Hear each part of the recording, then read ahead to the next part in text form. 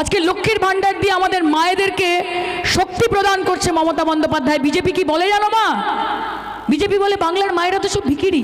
দেখো 500 টাকা 1000 টাকা করে ছুড়ে দেয়, আর এরা সব লাইন দিয়ে গিয়ে দাঁড়িয়ে পড়ে ভিখিরির মতো। আরে আপনাদের কাছে তো এত টাকা আছে, আপনারা দিচ্ছেন না কেন? আপনাদের তো হাজার হাজার কোটি কোটি টাকা, আপনারা তো মানুষকে লুটে নিচ্ছেন, শুষে খাচ্ছেন।